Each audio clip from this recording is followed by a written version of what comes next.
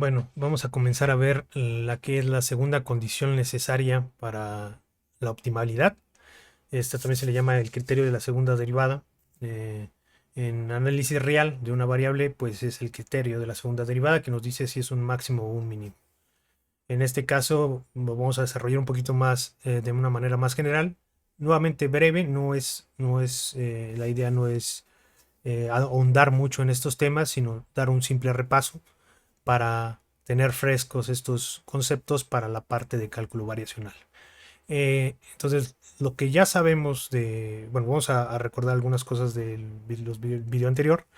En el video anterior lo que vimos fue la primera condición, que es la condición de primer orden para la optimalidad, que es la condición de que sea, aquí lo escribí, un valor estacionario, ¿no? Si un extremo o si un óptimo es eh, una condición necesaria para que un punto sea un óptimo, es que sea un valor estacionario de la función f, ¿no? Que sea un óptimo de la función f, ¿no? ¿Cuál es esa condición? Pues la condición es que el gradiente de la función evaluada en ese punto sea cero. Ahora, eso nada más nos dice que es un valor estacionario, quiere decir que no, la tasa de cambio en cualquiera de las direcciones a partir de ese punto es cero. Sin embargo, no sabemos o no nos dice si es realmente un extremo o un mínimo, ¿no? Podría ser un punto silla, un máximo o un mínimo, ¿no?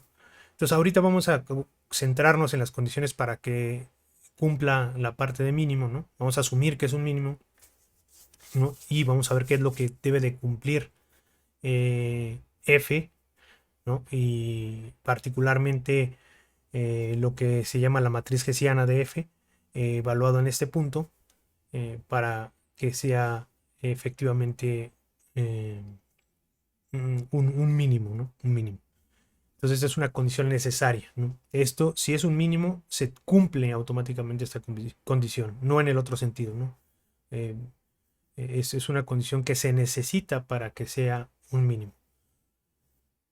Eh, bueno, vamos a acordarnos un poquito de las definiciones importantes o de los detalles importantes que vimos en el video pasado.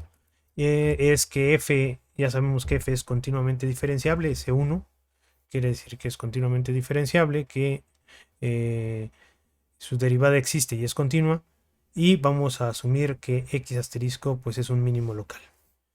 Eh, Ahora vamos a escribir, ¿no? Cualquier punto. ¿En dónde? ¿Local en dónde? En D, ¿no? Es en una localidad D, es en algún conjunto de Rn, ¿no? Ahorita voy a hacer el dibujo para R2. Nuevamente, está R2. Entonces, si aquí está X asterisco, nuevamente podemos tomar una bola alrededor de X asterisco, ¿no? Y donde alfa es la magnitud, este radio, y D es la dirección, ¿no? Entonces D es un vector arbitrario, ¿no? Y alfa es una magnitud muy pequeña, ¿no? D es un vector arbitrario pero unitario, ¿no? Eso es importante. Y alfa pues es un escalar muy pequeño. Entonces nuevamente lo mismo que hicimos en el video anterior, fijamos un D, damos una dirección fija y consideramos la función, ¿no? Esto es X, lo que está aquí en el argumento de la función es X, nada más lo vamos a escribir eh, como X asterisco más alfa D, es un X que está en D, ¿no? Ya vimos. Y nada más fijando D, pues es una función escalar que nada más depende de alfa, ¿no? Entonces definimos la función g de alfa, que es f de x asterisco más alfa d. Y ahora vamos a empezar a esta parte, lo que sigue es ya lo nuevo, de lo que vamos a ver del criterio de la segunda derivada. Vamos a asumir que f es dos veces continuamente diferenciable, ¿no? Es C2. ¿Qué quiere decir? Pues que su segunda derivada también existe y es continua. Y vamos nuevamente a calcular la expansión de, serie, de Taylor de esta función alrededor de alfa igual a 0. Recordemos que si alfa es igual a 0, pues es equivalente a obtener la expansión en serie de Taylor alrededor de x asterisco. Un detalle que por el cual no habíamos podido concluir si era un óptimo, bueno, no es la única condición necesaria para optimalidad. La primera, la del video anterior, era, si recordamos, porque no conocíamos los signos, el signo de esta parte que está acá, ¿no? O sea, cuando hacíamos la expansión de serie de Taylor, teníamos la primera derivada multiplicada por alfa más los términos de mayor orden. Para un alfa pequeña, pues sabíamos que dominaba la parte, digamos, esta parte, la parte de la derivada, y los términos de alto orden se iban haciendo mucho más pequeños, más rápido para un alfa más pequeño, o sea, y podíamos concluir la primera condición. Sin embargo, al final no podíamos decidir si era un máximo o era un mínimo porque no conocíamos el signo de estos términos, ¿no? Entonces voy a borrar aquí nada más para que se vea la expresión. A lo que me refiero es, eh, teníamos g de alfa, recordemos que la definición para que g de 0 sea un mínimo, que es lo que estábamos diciendo, g de 0 es un mínimo, quiere decir que todos los puntos alrededor, ¿no? En una vecindad en la que se encuentre alfa, tienen que ser mayores, ¿no? Se tiene que cumplir que eh, g de 0, ¿no? Tiene que ser menor a cualquier g de alfa, ¿no? En la vecindad en la que le estamos dando en D, ¿no? Para cualquier D. Entonces, alrededor de ese punto, ¿no? Todos son más grandes, ¿no? Por eso g de 0, bueno, el menor y iguales, ¿no? En caso no estricto. Pero de aquí no lo podíamos concluir. ¿Por qué no lo podíamos concluir? Porque podría ser que, aunque este término fuera 0, ¿no? Este término fuera negativo. ¿Y qué tendríamos? Que tendríamos que g de alfa menos algo sería igual a g de 0. Querría decir que g de alfa, ¿no? Perdón, sí, si este término es negativo, entonces pasa como positivo y tendríamos g de alfa más algo, ¿no? Sería igual a g de 0, ¿no? Y eso implica un problema. Quiere decir que g de alfa le estamos sumando algo positivo, y al sumarle algo positivo, sería igual a g de 0. Al sumarle algo positivo, pues quiere decir que esto es menor a esto que está acá, ¿no? Entonces tendríamos la contradicción de que g de alfa, ¿no? Sería estrictamente menor que g de 0. Y esto no es lo que quiere decir un mínimo, ¿no? Un mínimo tiene que cumplir esta condición de acá. Eh, entonces, la duda era qué pasaba con esos términos de mayor orden, cómo determinamos el signo de esos términos de mayor orden, y para ello lo que podemos hacer es continuar o calcular más bien la expansión de Taylor de g de alfa hasta el siguiente orden, ¿no? Hasta el segundo orden, porque así vamos a tener un término dominante de los que quedan, y ese nos va a dar el signo de todos los demás. Ahorita vamos a ver cómo. Entonces la expansión en serie de Taylor de g de alfa pues es g evaluada en el punto alrededor del cual estamos expandiendo, alfa por la primera derivada, alfa cuadrada entre 2 por la segunda derivada, más los términos de mayor orden que dependen de alfa cuadrado. Ya sabemos, ¿no?, que esto lo estamos asumiendo que g de 0 es un mínimo, ¿no? O sea, porque es f de x asterisco. Y sabemos que para algún alfa muy pequeño se va a cumplir esto de aquí, ¿no? Va a dominar el término de segundo orden, la segunda derivada, perdón, va a dominar a los términos de mayor orden, ¿no? Esto va a ser, el valor absoluto de esto va a ser mayor o igual al valor absoluto de los términos que están aquí. Entonces, vamos a pensar que este término, ¿no? Este término que está aquí, más bien nada más alfa cuadrado, pues es positivo, no hay mayor problema. Este término que está aquí va a ser negativo. ¿Qué pasa si es negativo? Que es lo que vimos en el caso que estaba comentando del problema del signo, pues es exactamente el problema del que hablé, ¿no? Si es este término que está aquí, ¿no?, dominaría los términos que están acá.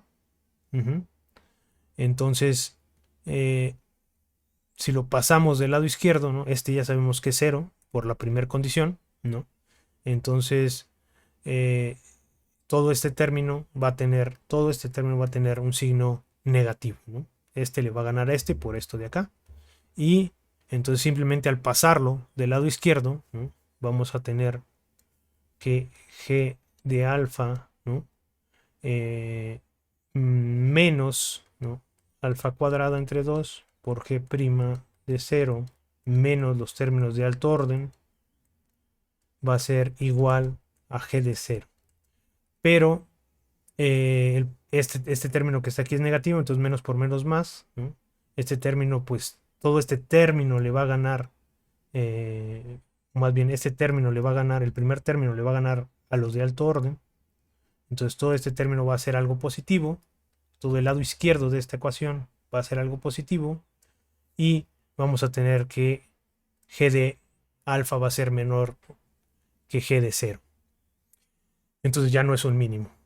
Por lo tanto, para que sea un mínimo, se tiene que cumplir que la segunda derivada de la función de g evaluada en 0 tiene que ser mayor o igual que 0, ¿no?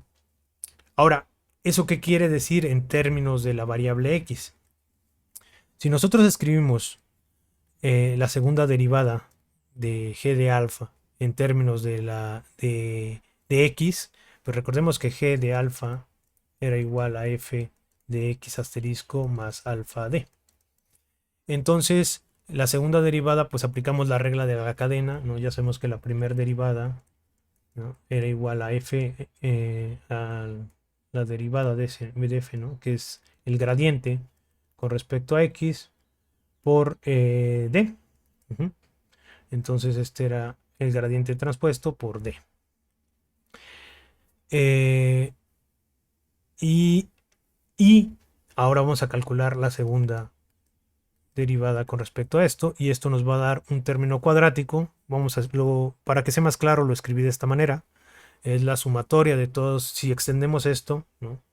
Si extendemos d, recordemos que d es un vector de 1 hasta dn, y pues el gradiente, ¿no? Es transpuesto, pues es la derivada de f1 con respecto a x1, así nos vamos hasta la derivada de fn1, bueno, de f, no, nomás hay una f, perdón, con respecto a xn, ¿no? Esto es igual al gradiente, ¿no? De f. Entonces, haciendo la multiplicación de esto y luego derivando una vez más, nos va a quedar esta sumatoria, ¿no? Entonces vamos a primero hacer la suma y luego vamos a derivar nuevamente con respecto a todas las f's y nos van a quedar todos los términos que están aquí, ¿no? Es dos veces la derivada de f con respecto a todos los x1, x2, x1, x3 y todas las combinaciones multiplicadas por el elemento correspondiente del vector d. Eso lo podemos escribir de una manera más compacta como este término cuadrático que está aquí.